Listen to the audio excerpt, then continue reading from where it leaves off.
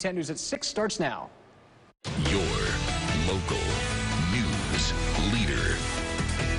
Voted best newscast by the Louisiana Association of Broadcasters. This is NBC 10 News at 6. Right now at 6, the owners at Parkview speak out on the newfound cooperation with the city. Is the relationship helping the area? Plus, the holidays are almost here, but the coronavirus isn't keeping schedule. What advice can you and your family follow to keep everyone safe?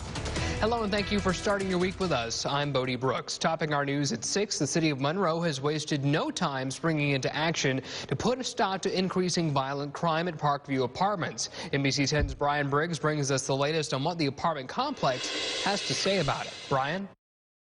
Yeah, that's right. I'm standing in front of Parkview Apartments, and as you can see, currently there's quite a bit of police presence behind me, and that is just one of the efforts here that the city of Monroe, in addition to Standard Enterprises, is doing to keep residents safe due to the high amounts of crime that this area has been seeing through 2020. So I was able to get into contact with Standard Enterprises today, and this is their latest statement on the ongoing cooperation between the city and them trying to get a lockdown on this crime. What they say is Standard Enterprises has a cooperative agreement with the city of Monroe and has already begun implementing our plan to eliminate criminal activity at Parkview Apartments.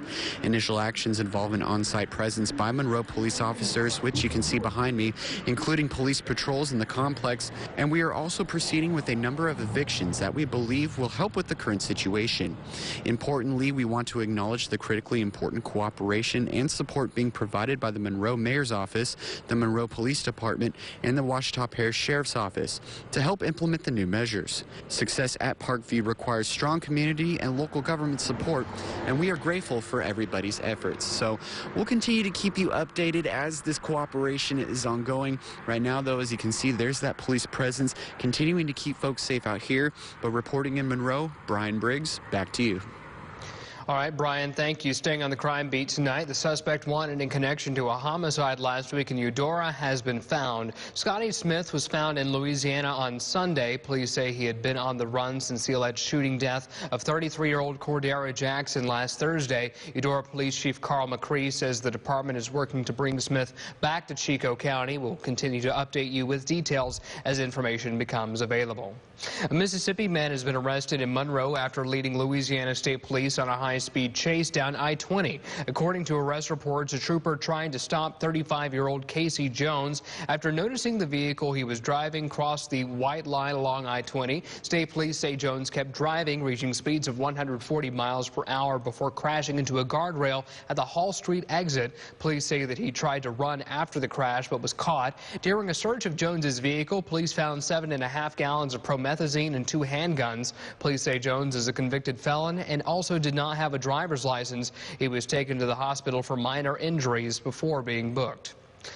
Coronavirus cases are on the rise across the country, but for some, that's not putting a stop to holiday plans. NBC 10's Gabrielle Pfeiffer joins us with information on things to consider when gathering during this pandemic. Gabrielle?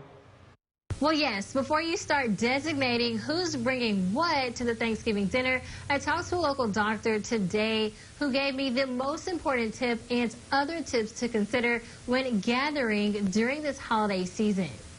You must do your part to help stop the spread of this virus. Well, it's something we've heard constantly throughout this pandemic, but with this being the most wonderful time of the year for gatherings, it's especially vital that we do not act carelessly. The best way to protect yourself and your household members during this holiday season would be to gather with your immediate household members. Coronavirus cases and hospitalizations have both hit record high numbers across the state, and Dr. Izine Wude believes that's only going to increase if we don't follow that one simple tip. Families that gather, there's a higher chance that this virus will continue to spread. But if you insist on getting together with extended family, here are a few tips Dr. Wude offers beyond just wearing your mask to limit the risk of exposure. First, you can ask those to self-quarantine in advance to the gathering. If possible, you can ask them to get tested. You can limit the number of people attending the gathering. Try to spread out while you eat. You can do this outside if the weather is nice. advice: if you eat inside, open up the windows or eat in well-ventilated areas. Don't share serving utensils, appetizers, or dips. And most importantly, protect those who are considered high risk. Be considerate of them. As much as they want to spend time with you, remember that they are at high risk. And most people that have COVID do not show any symptoms. That was Gabrielle Pfeiffer reporting. If you'd like to know COVID-19 infection rates across the country, data experts have created an online tool to help people do a quick risk assessment when planning holiday gatherings. For a look at that, we have it on our website at myarclemis.com.